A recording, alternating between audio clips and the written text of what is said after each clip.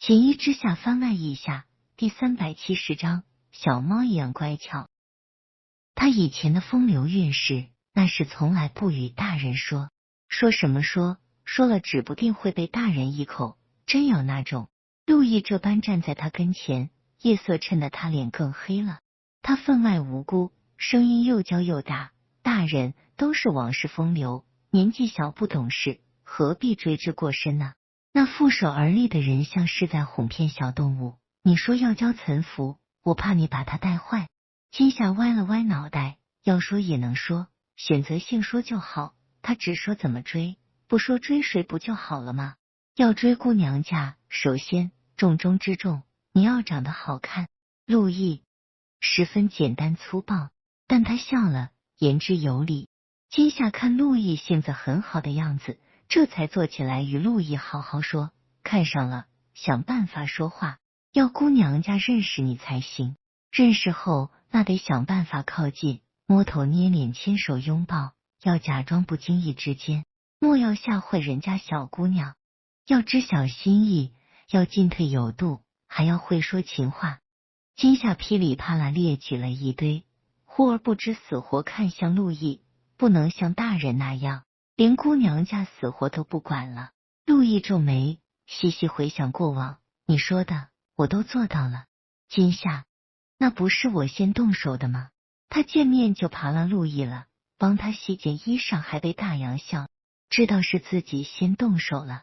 陆毅轻哼一声，那些真是意外，谁愿意扒拉您呐？日日板着棺材脸，我那是恨不得绕路走，就怕哪天自己的小命就交代在你手里了。陆毅点了点他的眉心，原来陆夫人以前这么嫌弃我。金夏哪里敢回答这种送命题，干脆扑过去投怀送抱，对天发誓，那是仰慕，那是不敢攀附，那是不配出现在同一个画框。陆毅睨了他一眼，原捕快的话吹牛拍马说瞎话，总是一套一套的，夫人如此有心的，不知追过几个姑娘。金夏一梗，连连摆手，没有，一个都没有。如此看来，你也就纸上谈兵，只会说不会做罢了。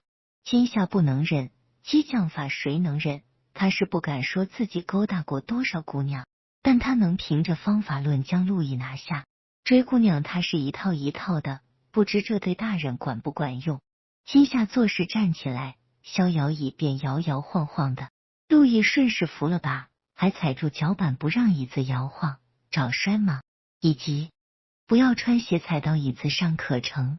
金夏踩上逍遥椅，比陆毅高了2头，伸手便是摸头杀，清澈愚蠢的眼神一时多了几分深沉似海。有大人在，怎么会摔？陆毅他捧着他的脸，笑意盈盈，张口就来，大人生得真好看，好看到我都想将你藏起来。陆毅握住他的手腕，他突然慈爱的眼神是怎么回事？你不对劲。金夏站得高，俯身去抱陆毅，将他纳入怀中，不知怎么的，忽然有些晕，许是沉沦于大人的美色里。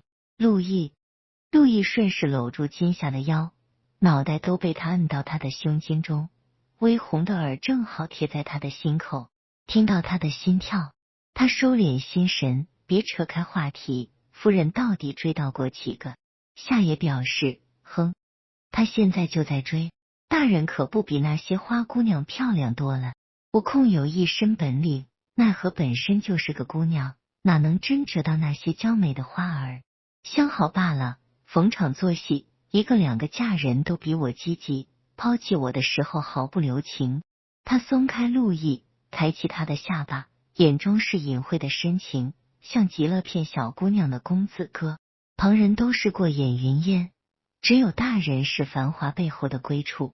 他这般看着陆毅，是真觉得，还是应了自己那句话，不像你们家大人，细皮嫩肉的像女人似的。陆毅算是明白了，夫人这是在调戏他。下来，金夏被陆毅一凶，只得跳了下来，不忘点了点陆毅的眉心。大人老是皱眉，这样会老得很快的。他扑到陆毅怀里，将他压在朱红柱上，双手撑在他的耳侧。大人为什么生气？